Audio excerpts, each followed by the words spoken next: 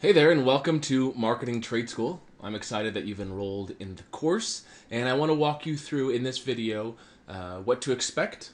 And moving forward, we're going to dive right into the first lesson. So, let's talk about what to expect. So, what to expect in this course. Once a week, you're going to get these different videos dripped to you through email. These videos will become available at that specific time.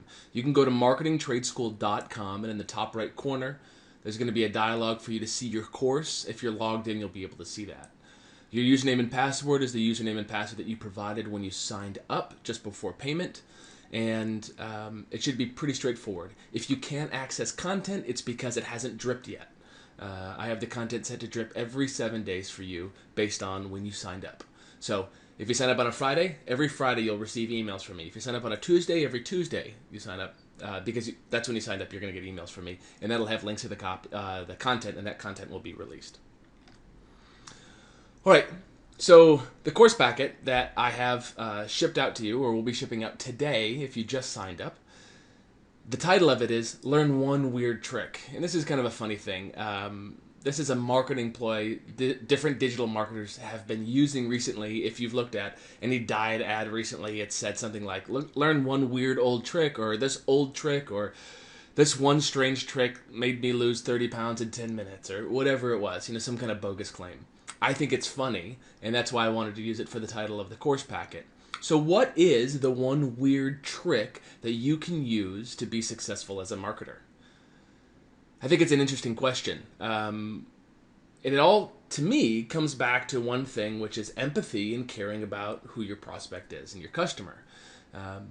There's an adage, which is it's never been harder to sell to a new customer, but it's never been easier to sell to your current customers. So your first sale is the hardest, but your second, third, and fourth sale are a lot easier because you already have them. You have their trust. Having empathy for who these people are will allow you to be a better marketer because you're going to try to get in their head and solve their problems like a trusted friend or advisor.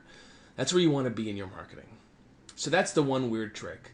Now, a lot of people get hung up on what empathy really means, and I can go into my class and I can ask the students and say, what's the difference between empathy and sympathy? And most people don't know. Well, I would say most of the guys don't know. I would say a majority of the women tend to understand the answer. And it's pretty simple. Sympathy is feeling bad for someone in a position, whereas empathy is feeling for them, having the feelings that they would have, walking a mile in their shoes and seeing what that was like. So empathy is more crying with someone. Sympathy is saying, I'm sorry you're crying. You probably have a better definition or one that's more real to you and use that. But you want to have the empathy when you're working with customers because you want to solve their problems. If someone came to me with something that would solve my problems, I would buy it. If they come to me with something that may solve my problems, but I have to go figure out how, or they're not presenting it in such a way that shows me that it solves a problem, even if it's the greatest invention in the world, it doesn't help me. So you need to have empathy for your customers, absolutely, no matter what. And we're going to be using that empathy hook a lot throughout this whole course. So everything here is built on the foundation of empathy and caring. Okay, let's set this as a directive. If you're in a business that you don't care about and you can't find empathy for the customer base, you got to get out because you'll never be happy and you'll never be satisfied. If you're working a job and you're supposed to help people achieve something through your product, be it look better, way less, have more success in business, become more effective as a parent, it doesn't matter what it is. If you don't care about the people, you're never going to want to go to work. So for you to be happy with your job, you're going to want to really care about the people that you're working with. Can you take your current job or your current position and actually start caring about people? I think you can if you really try to get into the human side of things. So agree to yourself that you're going to start caring about these people. And maybe the job that you're working in right now is not going to be good for you long term. Maybe it is. Maybe it's what you've always wanted to do. It's that hook of caring that no one else is really doing at the level that you need to do it to be effective. In the age of social media, people who have been misled or sold snake oil are going to shout on social media, and you're going to get in trouble. If you don't care You're going to cut corners. If you don't care about the person, you're going to deliver crappy products, and you're going to be okay with it. We can't have that, because if we do that, we are going to get outworked by someone who cares more than us. So care, care, care. Have empathy for the people that you're working with or trying to help, or the people that you're serving through your product, message, or service. I mean, you could be selling a product. You could literally be selling fish oil. You could be selling fish oil, and your whole product would be all about how fish oil helps someone. And I care about you, and I care about your health, and I care that you have excess weight that you want to shed, et cetera, et cetera. Like, that is how you would sell that. The other way to say it is, well, I can get this, bogus fish oil that's probably not as pure as the more expensive stuff. It's going to work. People won't know. They're probably going to stop taking it after 30 days anyway, so I might as well sell that. Well, that's only a fine idea until you take your product to market. Someone finds out. They figure out how low of the omega-3 count is, or the omega-6 ratio, or whatever it is, and they bust you, and you're back to ground zero because you led with a crappy product because you didn't care. So step one, give a damn. Okay? All right. So once you care about the person, we need to sell the product, service, or message to them. You can do this if you're a nonprofit trying to sell an idea, trying to sell a better world. Recently, there was a Kickstarter where people were selling these tiles that go all over the pavement that are solar panels and light up when you drive. And I mean, they're kind of a crazy idea. I thought they were great. They cared. They had a lot of emotion. They told like a very emotional story, which got everyone hooked. Look what we can do. Look at this. Look what you can do. Look how you can buy into it. It's like, that's huge. People need to hear how you're talking to them emotionally. So if I was to talk to you about a product or service that you needed, let's just say I had a tennis racket, and my tennis racket had a better bounce to it, or whenever the ball hit it, the ball came off faster than the other tennis rackets. It had more tension or more elasticity or something like that. I don't play tennis.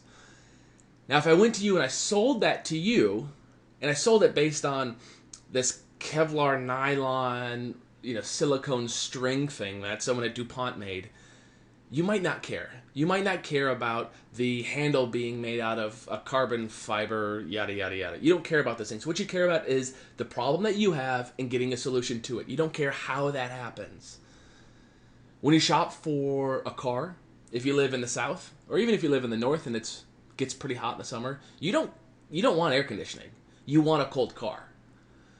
Okay? You don't go and shop and say, I want air conditioning. Because as far as I'm concerned, if Elon Musk comes up with a great new idea to cool the interior of a car using some crazy newfangled technology, that's great. I want a cold car. If he can guarantee me a cold car for years and years, perfect. What about a hot car? In the winter, I don't want a heater in my car. I want a hot car. I want a car that I go in and it's warm, or a car that warms up quickly. So we have to sell these things to people based on what their wants and needs are, not based on the fancy technology or names or any of that stuff. So, how would you sell a vacuum? I think this is a fun one. So, as a kid, I grew up in Farmington Hills, Michigan, and there was a vacuum salesman. And I could just never get this person out of my head. Hatchback, vacuum stuffed in, would walk the neighborhood dragging a vacuum through a neighborhood in Metro Detroit, trying to sell vacuums to housewives. And it was crazy. I just love the business model of just like that street hustle. So there's a lot to learn from this vacuum salesman. Let's see what we can figure out. So just imagine you yourself are going out and selling vacuums. And if you got this great vacuum and you're walking door to door and you're going to go and try to sell it because you have to make money and you have to make a living and this is your job. You signed up for it and you bought these vacuums at a wholesale rate and you're going to go try to sell them at a retail rate. And you have a markup of $100, $200 per vacuum if you can sell it. So every sale to you nets you $100 or $200. Well, it's a whole lot better, that business, than working somewhere where you're making minimum wage, right? You're in control of your own destiny. The harder you work, the better you are at selling, the more money you make. Really, sky's the limit. Whereas if you work the minimum wage job, you just have to put in more hours. And you can't work more than 10, 12 hours a day and really survive. So how would you sell a vacuum door to door? All right, let's visualize we're driving down a subdivision. Maybe we're driving down a subdivision in New Orleans where I live now. We're back in Farmington Hills. It doesn't matter. You take your vacuum, you go out, you walk up to a house, knock on the door. how are you going to sell the vacuum? No one taught you how to sell a vacuum cleaner. No one taught you how to take the vacuum and encourage the person to buy it based on specific reasons. So you have to figure that out as you go. Knock on the door. There's a guy there. You got a couple noses that pop out the door. Lots of barking. There's a couple dogs there. Long-haired golden retrievers. Beautiful dogs. The guy's pushing the dogs back, having them hush and sit. He's got the door barely open so he can just kind of see you and say, hey, can I help you? So then you go, oh, absolutely. My name is Casey, and I've got this vacuum, and I wanted to tell you about it. Do you have a few minutes to chat?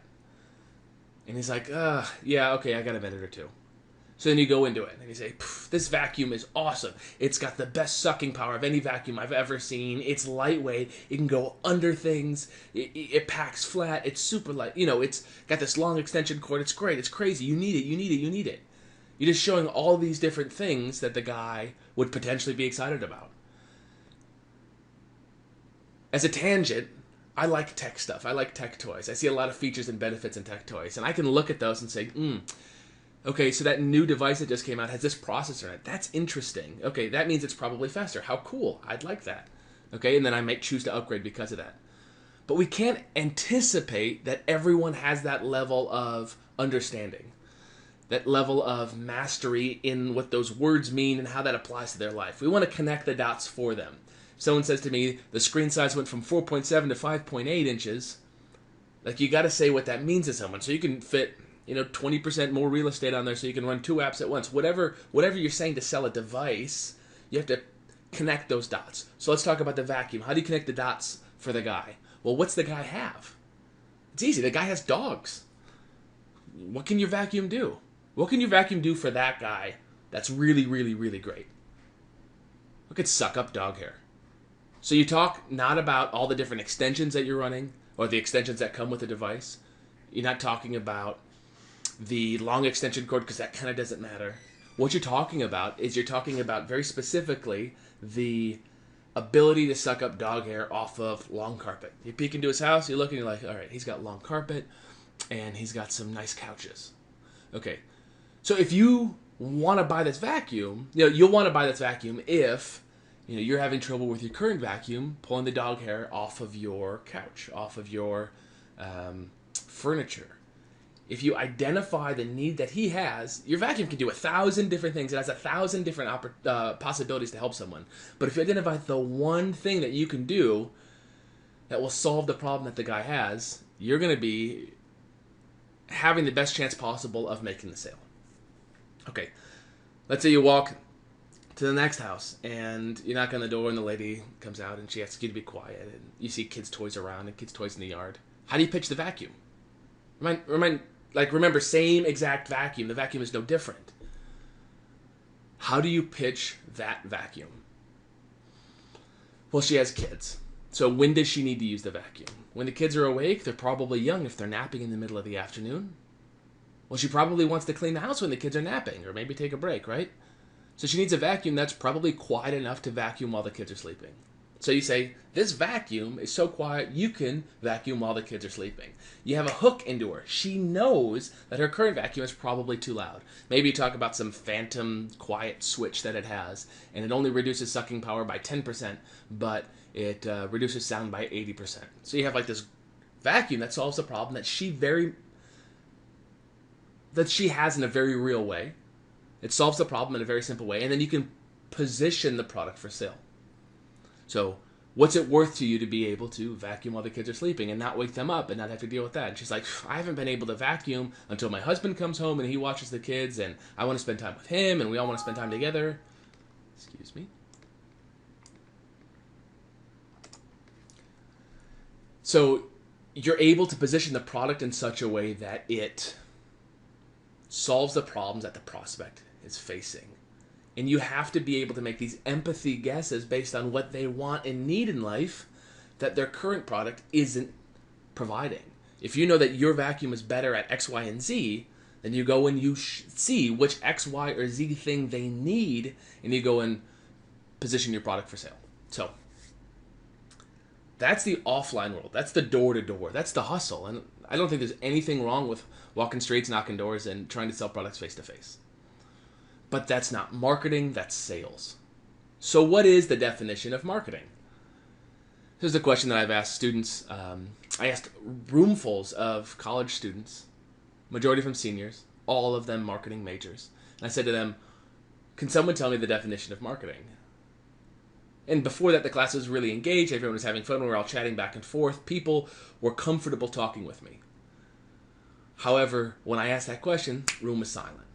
So then I said, let me try it again. Does anyone know what marketing means, what the word means? What does marketing mean to you?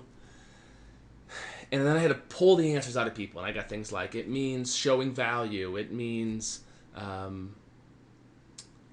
getting your message out. It means having people know about you, word of mouth, that kind of stuff. It's like, that is not marketing. What is marketing? And we're going to be going over this over and over and over again in this whole 10-week course. Marketing is what John E. Kennedy said. Marketing is salesmanship in print. Salesmanship in print. You take Gutenberg, you take a salesman, you put them together, you get salesmanship in print. Salesmanship is selling. In print means to multiply your efforts. I can go door to door and sell this vacuum, or I can run a magazine ad and sell a vacuum. And the magazine ad will touch more people than I ever could in a given day. That's salesmanship in print. That's marketing. The other way to look at it is salesmanship multiplied. Those are both great definitions, I think. So marketing is salesmanship in print. So first you got to sell. Second one is you got to leverage yourself so you can sell more effectively. So with that in mind, there's a lot of different ways that you could sell the vacuum to these different people. And we're going to call these people avatars, customer avatars. We may even call them ideal customer avatars if they turn out to be ideal. So we've got the mother, the stay-at-home mom, and we've got the guy who's home with dogs. So we got a dog owner with long dog hair, and we've got a mother with kids. Okay, those are two different avatars, one vacuum, same vacuum. We can sell both things differently. Both the same vacuum to both people, effectively, if we do smart marketing and funnels. If I said to everyone on a long ad, the ad said something like, "This vacuum is so powerful it can pull up dog hair and so quiet you can vacuum while your kids are sleeping," I'm actually talking to two people at once, and it's potentially relatively effective. It's better than this new vacuum has a 36-foot extension cord and 27-piece nose kit and all that other garbage. Like, people don't care about the features, but if I said a couple benefits and I kind of shotgunned all the different benefits out, people would maybe be attracted to that. But it's still too broad. So what we can do in marketing is we can dive in to a specific niche, and instead of being a mile wide and an inch deep with our ad, talking to everyone about just a little bit each, we can talk to just very few people, but a lot of stuff.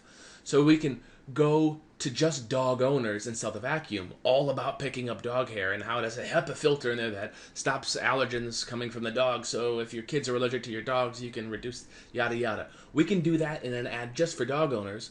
But if we did that in an ad for mothers, it really wouldn't fit. So where can we advertise to people who have dogs?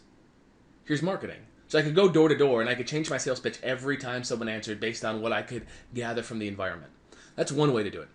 The other way to do it is to identify a channel and master that channel. So one channel, let's just say it's dog owners. Well, where are dog owners? They're all over the internet, they're all over magazines, they're all over specific stores. So it may make sense, if I really wanted to sell it based on people having dogs, why don't I go to PetSmart and say, hey, let me go in, every vacuum I sell, I'll give you $30. Maybe that's a deal for them at a local PetSmart or another local pet store. Maybe a salesman could go there and stand outside and sell vacuums. That may be effective. But what I'd rather do is put together persuasive marketing copy, persuasive ad, which we'll talk about in a few weeks, how to write that, to the avatar and put it in a dog magazine. Maybe Dog Fancy. Maybe we put it on reddit.com/r/dogs and we run that little square out on the right side. Wherever we're running an ad, we need to run it with the copy that's consistent to the message that we're trying to give to the avatar. That's step one. And step two is have a call to action that encourages them to purchase. So that's how we can sell vacuums to avatars. And these avatars are so important. I've worked with businesses that have 5, 6, 7, 8, 10 different avatars. Recently worked with a client. I think he had 8 avatars for a window washing business. His avatars were different. His avatars, he had homeowners of homes that were greater than $600,000. So, nice homes. He had small businesses like a one-off Subway that his team would go in and wash windows. He would do like a chain of restaurants that a family would own. So a family owns 8 McDonald's. He wants to get that one. He's got another one which is high rises. He's got another one which is universities and all of the buildings in universities. He's got hospitals. They're very different avatars, and the people that make decisions in all those different positions have a very different reason why they want to buy a service. So for window washing, if you own a home, $600,000, you probably want your windows washed 2, 3, maybe 4 times a year, specifically for big holidays and events and graduations and that kind of stuff. So he's got that avatar. Then the other avatar, let's say, on the way other side of the spectrum is universities. And they have, let's say, thousands of windows. And if he could land that, that's a pretty big contract for him. The way he goes about marketing to the different avatars is unique and specific. What he did before we chatted was he had a shotgun approach, which was, we are a window washing company. We're the newest window washing company in the city. And we do these great technologies that, we don't use soap when we wash your windows. Purified water, kind of like some neat stuff. They don't leave a bunch of suds. But they weren't talking to anyone specific, and because they weren't talking to anyone specific, they were hard-pressed to get the sales that they really should have gotten. So they went out, they hustled, they went door to door, they got their messaging good. But then they were able to take that messaging that the salesperson locked in, figured out exactly what it took to sell for each individual avatar, and then created marketing pieces for each avatar. So does the decision maker at a university, like the grounds committee or whoever there is handling the facilities and the essentially the window washing, does that person read the same periodicals as a homemaker who owns a $600,000 home? The answer is absolutely not. And if we even attempted to market to those people in the same way, that message is going to be poorly received. So if we can laser focus our avatars, very specific, very tight, to the different avatars in a specific business model, we can drive relevant marketing campaigns to those avatars, and later we'll talk about how you measure the effectiveness of each one. So if you're running an ad currently, and it's just kind of an ad for everyone, the first thing that you want to think of is, who are my avatars and who am I selling to, and who is dramatically different? So maybe they're different based on their income. Maybe they're interested in your product or service based on what it can do for them. So income level, if you're selling a diet course, like lose weight, okay? So you're trying to help people lose weight, and we'll find that health never goes away. People trying to diet will never go away. I mean, that's going to happen. That's going to be a marketing angle for years and years to come. If someone's trying to lose weight, you target them with ads. Say, lose weight, okay? Like, lose weight at our gym with private instruction. Well, that doesn't work. So let's niche that down. There's an avatar there that weighs 400 pounds and wants to get down to, high school weight level, which let's just say it's 180. So they want to lose 220 pounds. Is that person different than a bride who is about to get married in 3 months and wants to shed the last 10 pounds that she's, self-conscious about? Very different. Very different messaging needs to happen for those different people. If you just said to everyone, come in for personal training, everyone's just going to be like, but is the personal training for me? Are you talking to me? So we have to identify who these different avatars are and then create these marketing funnels for them. So think of it this way. When I work with my clients, and when you're going to work with your company and your clients, I want you to think of your different avatars, and I want you to think of marketing campaigns for them, not global marketing campaigns. I never want you to run a campaign for everybody. Hey, this marketing campaign is going to be for everybody. We're just going to run this and see what we can get. We're going to get some more sales. It's like, no. This campaign is going to be for people that weigh 400 to 500 pounds that want to lose dramatic amounts of weight, and they want to do it because, they need to get healthy and they're pre-diabetic or whatever, and I know what's going to make them want to buy. You create that campaign and you run it and you're effective. You don't run these broad garbage campaigns that everybody is running. All right. So we're going to talk about head, heart, and home. These are the 3 things that you got to know about your avatar. So maybe in your business right now, you're already thinking of different avatars. You're thinking of how different avatars exist in your current business. Maybe they're age grouped, maybe they're weight class, maybe they're income, maybe they're geography. People in the city versus people in the suburbs versus people in the country. There's some differentiation, and there absolutely is for your business. I mean, for every business, there's one avatar, possibly a dozen avatars, and figure out which ones you want to target. You can target all of them. I mean, I would recommend you starting with one or two and getting really, really clear on it. But in this exercise, I want you to figure out all of your avatars. Just write them all out, and then you're going to focus on just the ones that are the most important. So head, heart, and home. These are the three things that you're going to think about when you're coming up with your avatars. So what's in their head, what's in their heart, what's in their home? What's in their head? When I think of what's in their head, I think of, like, what are they worried about? What are their fears? What are their common experiences? What sucks? What are they longing for? You know, like, or what do they want to be pushed away from? Like, oh, I don't want this. Like, what is that head thing that they've got going on all the time? There's something very specific. And I've got a worksheet. We'll walk through it in a minute. In their heart, what are they yearning for? What do they really want in life? What does that ultimate outcome look like for them? So head is like kind of the negative, like the negative that they're putting on themselves, or the world at large is putting on them. The heart is what they're yearning for inside. It's that underdog. It's like, how do I become this?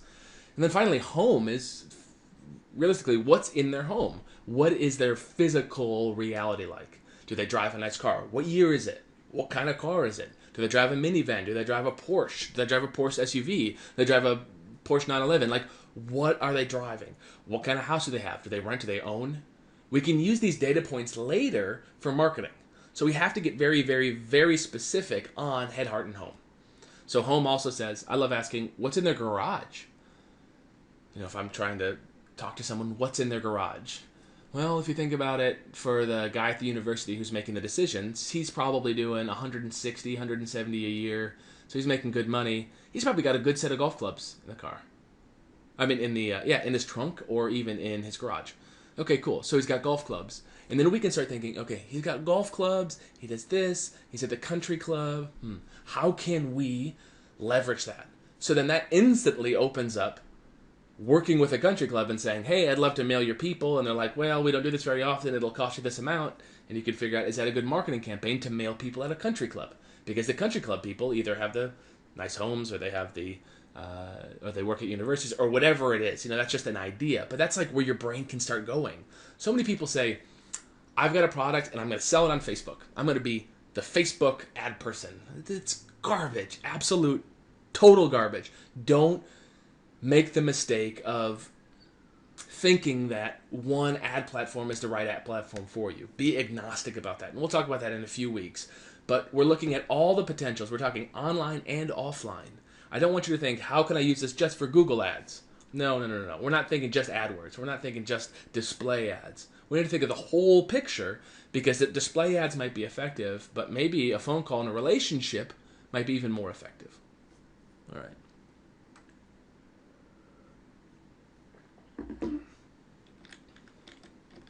So this is the worksheet that I like to use. I call it the Compassionate Avatar Profile. Because this is like that whole thing about empathy, and we're going to be talking a lot about empathy here as we move forward. So as we scroll down, the intention of this is just to give the person an understanding that I give this to as homework. And you'll have access to this under the video. You can download this. But down here is what I ask them. What's in their head? What's in their heart? What's in their home? And my avatar. So you do this for every single avatar that you have. Every single one. So, what's in their head? And here's just what I wrote. What is their fear about their current situation? What does that fear look like? What are they afraid of? What are their frustrations about the product? What's their frustrations about their life? What pain have they been feeling? Where does that pain come from? How does that pain manifest? Think of that. How does that pain manifest? Man. That pain manifests because I have a wedding coming up and I'm 10 pounds overweight and my dress is really tight and I'm afraid I'm going to eat emotionally before the wedding, and that means that I'm not going to be able to fit in the dress and I'm going to have to get a last minute tailor, and it's more pressure, and I've got, the seat back colors aren't the right color, and, all this other stuff. Like, there's a lot of crazy pain there, and it's stress and it's emotional eating, and, you know, she's like perpetuating the problem that she has.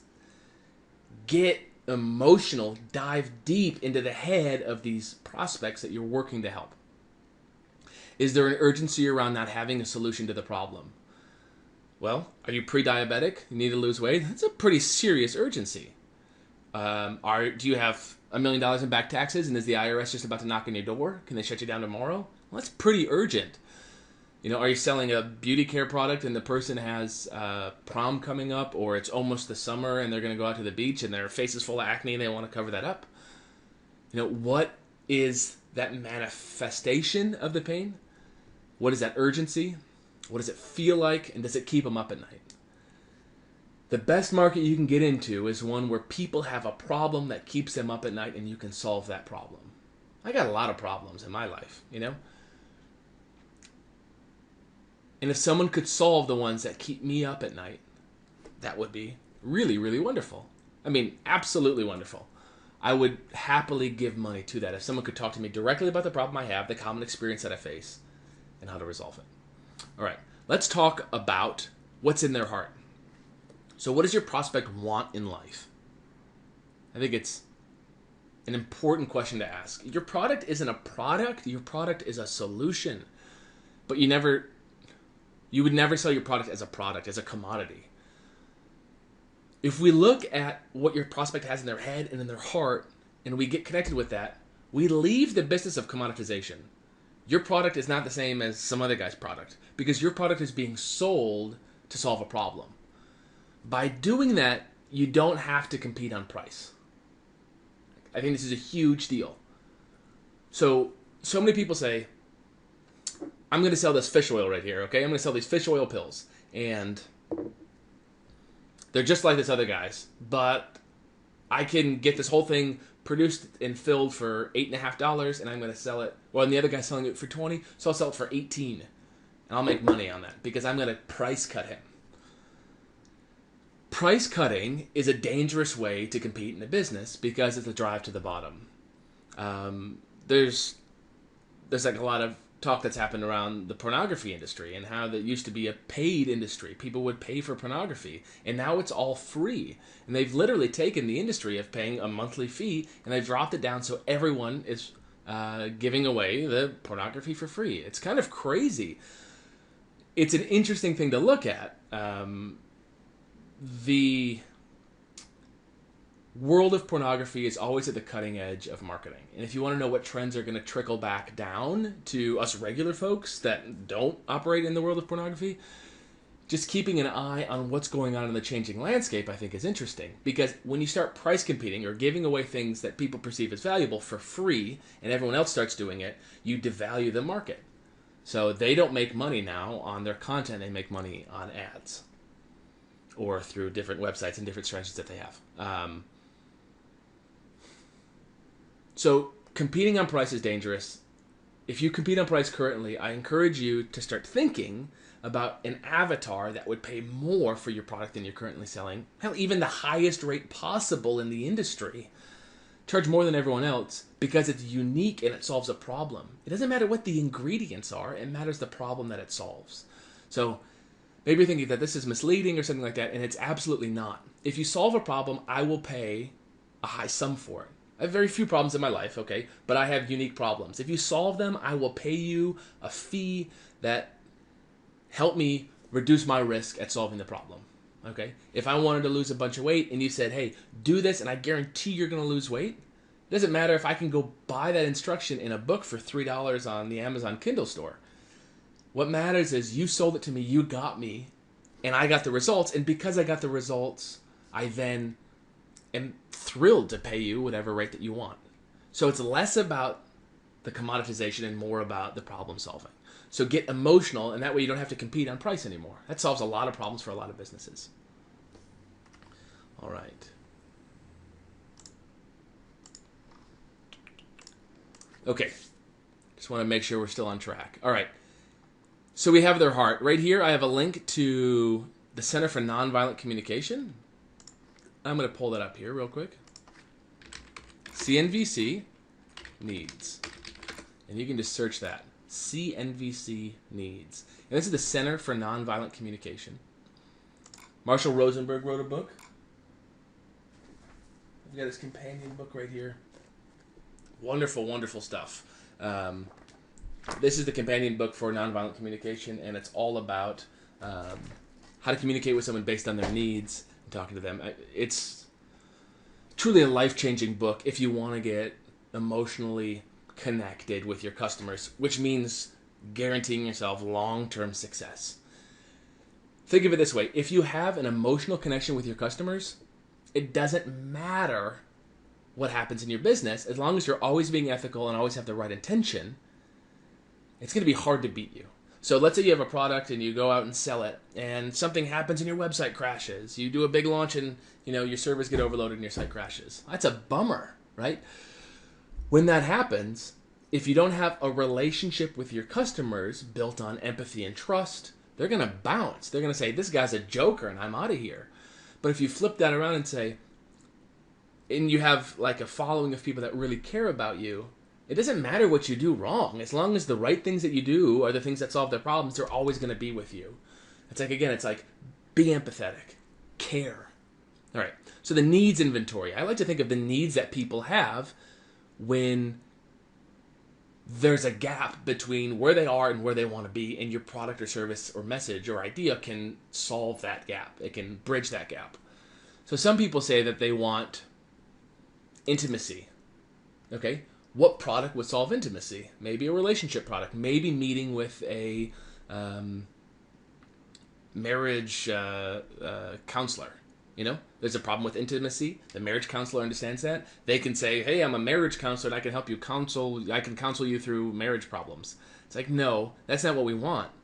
People want more intimacy. They want more security. They want more safety. These are the things that they want in their relationship, and that's what should be sold to them, not the how, but the outcome. Again, I don't care what diet you put me on if I'm going to lose weight. What I care about is the outcome.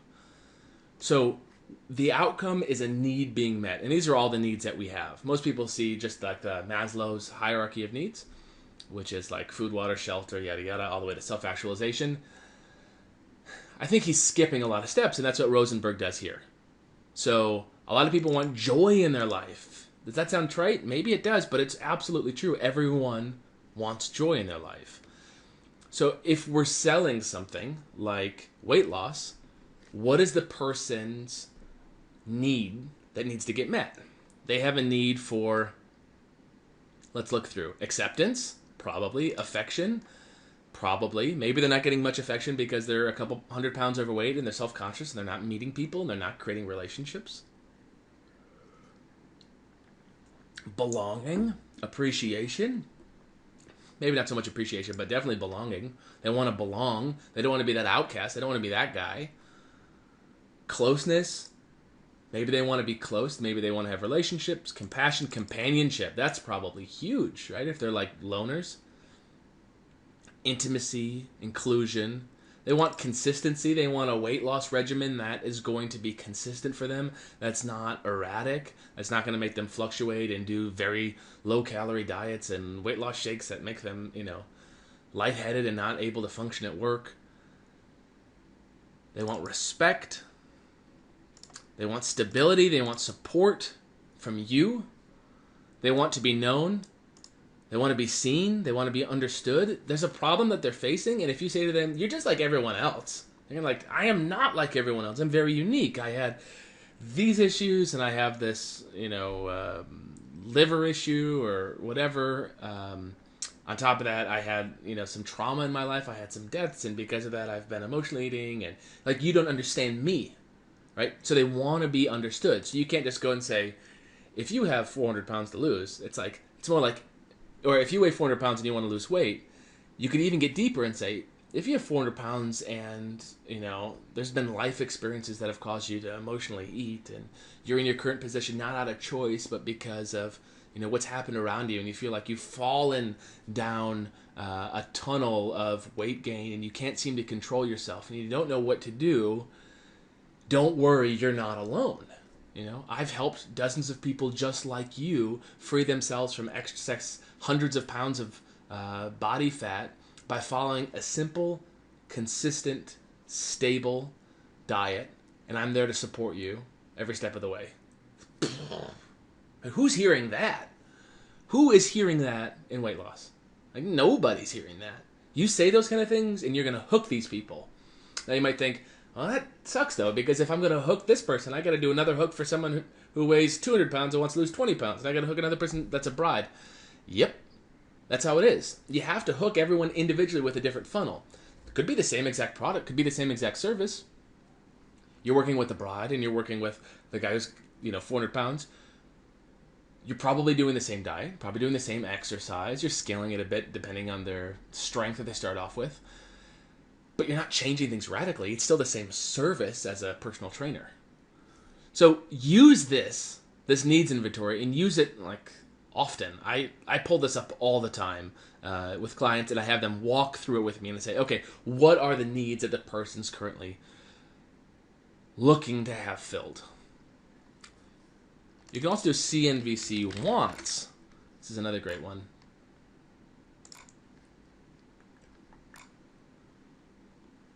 These are their feelings. And the feelings are great because you can figure out where their feelings, where they want their feelings to be. Okay? So they want to have what feeling? They want to feel what? Because of you. They want to feel safe. They want to feel secure. If we're talking about weight loss, there's nothing more personal than that. Our society does a terrible job at scaring people, or a great job at scaring people, and it's not good. And people have a lot of emotions tied up in their weight. So being secure and safe, open, empowered, these are huge things for people to feel. They want to feel what? Let's look through here. Involved in it, maybe? They want to feel optimistic, encouraged. Maybe as they move through and hit different milestones, they'll be feeling blissful, elated. These are the words, these are the experiences that these people are facing. Now, if you want to go for a really skillful approach and not just guess what they're feeling, but figure it out, this is a secret that I was taught by a really accomplished copywriter and marketer, Michael Fishman. He said, go on Twitter, and we can go to search.twitter.com. I think that's the URL.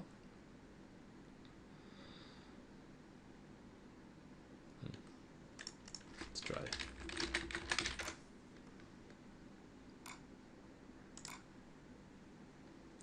And we can say something like,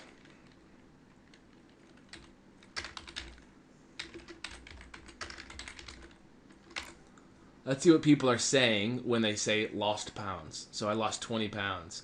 Fact about me, ever since I lost 90 pounds, now I just want to tone up. Okay, if we look through what people are saying, what's great about Twitter search here, which is twitter.com/search, is that this is the pulse of the world today, right now. In the last 3 minutes, it's what people are saying all over the world. Never have we been able to look at the conversations people have been having publicly as marketers and be able to get new insights on what they're thinking and how they're talking. I find it to be awesome. My favorite part is learning who gained or lost 15. No, that's some celebrity stuff. I lost 21 pounds, and nope, that looks like a marketer. Let's see if we can find people talking about things.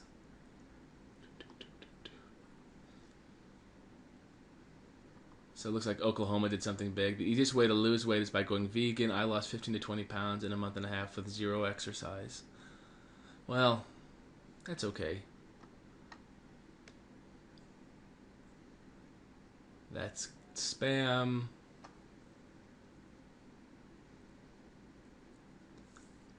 And we're going to really have to sort through the garbage in here, because there's marketers that are selling stuff, which, we're part of. But we're looking for, there's the noise and the signal. We're looking for the signal and the noise. So how about instead of that, let's change it. What about gained pounds? So we're going to look at what people have gained. And I don't think I can do... Can I do negatives? We'll see. So we can play on these things, and maybe doing it... Yeah, the dash in the front removes the word muscle. So now there's no muscle in here.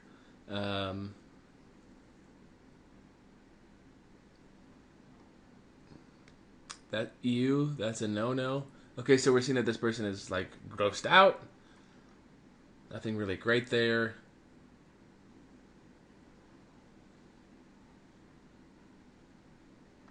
Huh.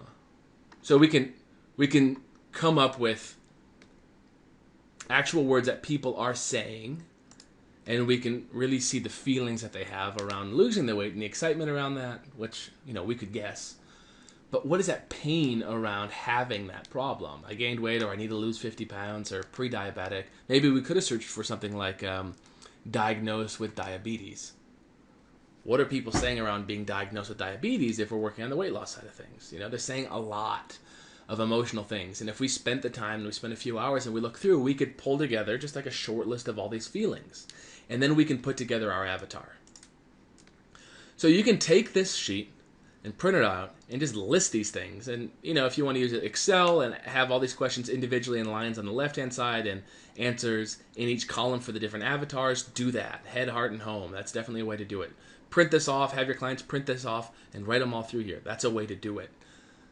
In the end, though, you're going to have an avatar, and you're going to sum up that avatar. And that avatar is going to consist of exactly who that person is in an emotional way. So let's just come up with an avatar here on the weight loss side of things. Betty McCain is a 27-year-old female living in Orlando, Florida.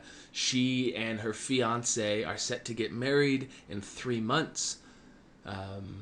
They are renting a apartment just outside of downtown that costs them $1,600 a month, utilities included. She has a small chihuahua and a cat. Her profession is, she works in finance at a consulting firm in downtown Orlando. Her income is $72,000 a year. Her fiance works for, let's say a used car dealership, and his income is $75,000 a year, give or take, with an average household income of $140,000. Her hobbies include, yoga, and beach volleyball, and her, other things include, like, inside of her garage, she has a bicycle, volleyballs, that kind of stuff. You're, like, listing all those. She reads Cosmo, and what other magazine would she read? I really don't know the market that well for these women. What else is important about her? So we would look at these things. Other hobbies. What are her favorite brands? What kind of clothing does she wear? So she wears Little Lulu. She wears Gap. She shops at DSW for her shoes. She has 16 pairs of shoes that she actively wears. She absolutely loves Victoria's Secret for workout clothes too. That kind of stuff. All that's listed in this box. And it says, her urgency is that she has 90 days to lose 10 pounds. She feels insecure and worried about emotional eating associated with her big day coming up. I mean, you get really in depth. There's no limit to how long this should be, but it should cover every potential aspect of the person as if you got inside of their head, inside of their heart, inside of their home, and detailed it. But give it a name. So Betty McCain, if that's her name, whatever her name is, you would then later on say, all right, I'm going to create a marketing funnel for Betty. This is going to be a Betty funnel, okay? So I am a personal trainer here in New Orleans, and I know there are a couple Bettys every single month that need help. Perfect. Like, we've got that crystal clear. All right, now how do we go and attack Betty? How do we go and, not attack, how do we go and find Betty? Well, where's Betty spending time? She's spending time at maybe the Lulu store in town, She's spending time at Whole Foods. She's spending time at City Park, maybe biking. She's playing the pickup volleyball games, that kind of stuff. Okay. So perfect, pickup volleyball games. Okay, that's on meetup.com. Okay. And if we search online, we can find that we can offer discounts on meetup.com for our services as a promotion, as an ad. That's how they handle them over there. Well, it's cheap. It's like $5 a month. And you can put your ad in front of her on Meetup. Boom. We just created a marketing funnel that was inexpensive for Betty to get her into personal training. The ad there says 25% off to all brides to be looking to shed a couple extra pounds before their big day. Private personal training and group training at our facility in Mid-City, New Orleans. Like, call this number and mention, volleyball promo to get your 25% off. Done. Like, that's a well-positioned ad in a well-positioned place to attack the right person. Now, there's a chance that there's only one or two people like that a year that see that ad. Okay, so it's kind of a low-leverage ad at Meetup. Maybe it's a great one, and maybe it's working like wildfire. If you're selling new volleyball cleats at the running store, or volleyball shoes at the running store, maybe you want to advertise those shoes on the website. Maybe that would be a better one. But regardless, for this weight loss idea, you're going to hook someone, and you're going to have a really high conversion rate, although you're going to have low impressions. So very few people will see it, but of those who see it, it'll be highly targeted. That's the way you have to think. Don't say, I want a billboard in Times Square so that 2.5 million people a day can see this thing. Because out of 2.5 million, who's actually going to take action? Because you're not talking to them. Because you can't make a judgment about who they are because they're in Times Square. But you can make an empathy guess of someone based on something very specific about their action, and you can present an ad to them, and you can receive a high conversion rate. So your job in this first week is to do this work. Come up with avatars for your business. Who are your avatars? Come up with at least 2, but if you come up with 8, that's probably even better because you probably have a ton of different avatars and you need to target them differently.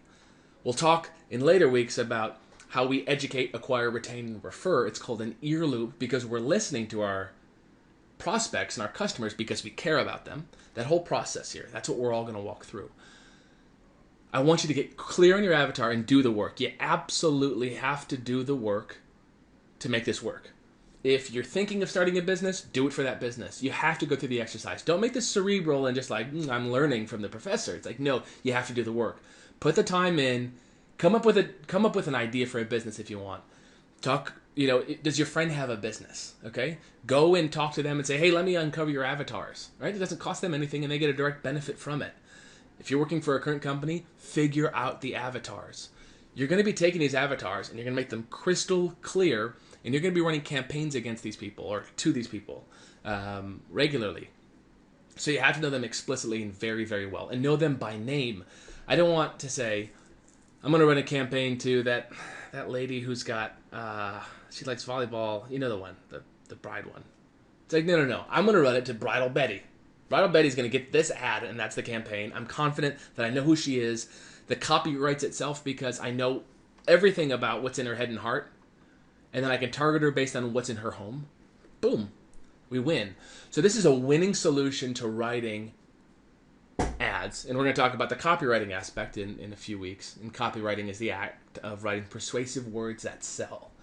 So do some research, get in, survey the people that you're working with. Talk to someone over the phone if you're actually selling a product and say, hey, I'm curious here, what is causing you to take action? What are you feeling right now? And they're like, well, I'm just a little uncomfortable. It's okay, can you unpack that for me? Tell me, what are you uncomfortable about? What's that outcome like? Well, I'm afraid that, if I don't lose this weight, the dress won't fit. Oh, okay, all right. And what does that feel like? What do you mean, what does it feel like? I know it sounds silly. Just tell me, what does it feel like? It's I get really tense and stressed out about it. It sucks. It's okay, and where's that tension? In my chest and my, in my heart and my lungs, I can kind of feel it. My shoulders are pulled in. I get really tense about that stuff. Okay, and then how does that manifest? Oof, I don't know. I guess I've been eating more recently because of it. These are conversations, if you're confident enough to have them, you can pull all of this information out of people. And then you look for all the things that make the most sense. So when we target an avatar, we target that avatar and we talk directly to that person. We say we talk to the heavy users. We talk to the people that are going to really want this, okay? We talk to Betty. She's got 10 pounds to lose, okay? Well, what about this other bride who's getting married in 8 months and she's got 20 pounds to lose? Well, she's not our ideal avatar, right? We want someone in 3 months who's going to like kick ass for a little while. But the 8-month bride is like, well, pretty qualified. So she's going to come and have a conversation. We'll probably be able to sell her on 8 months of exercise, or maybe a 3-month boot camp, and then maintaining that all the way to the wedding day. Whatever it is, we target an ideal avatar, and then other people who are kind of like in that buffer zone, like a little to this side or a little to that side, they're going to come in and they're going to want to get the same results that these other people did because their results are so similar to what they want. But if we just said, if you have somewhere between, 5 and 30 pounds to lose for any specific date, it's like, that won't talk to anyone emotionally. So be very specific about your marketing. If you get any pushback from your team, tell them, let me just try this. We're going to just test this. We're just going to go out and see what the numbers say. We'll talk later about the marketer's fallacy, which is what I think is what the community thinks, which is always wrong. If I write something and I show it to my girlfriend or I show it to a friend and say, what do you think about this? They might say, no one's going to buy that. And it's like, okay. And then I go and run that online and I get, a ton of orders and sales better than I ever thought it would do. It's because a sample size of 1 is not statistically significant. So when people push back on you and say, no, we don't need to do this. We know what our product is for. We know who uses it. Say, okay, but let's just get more detailed. All I'm asking us to do is get really detailed on this. This is a small exercise. It'll only take us an hour or 2 to do. And it's fun. It's a fun exercise. When I do it with classes or I do it with businesses, we always have fun. We always identify who the person is, and the name of the avatar is always kind of silly. Because if you're going to be working with this person for forever, you want to have fun with the avatar. So have fun with the exercise, do the work, and next week we're going to be talking about how we take our avatars and we move them through a sales cycle from beginning to end to deliver them value all along the way and to make sales or get our messages heard or amplified or whatever our success criteria is.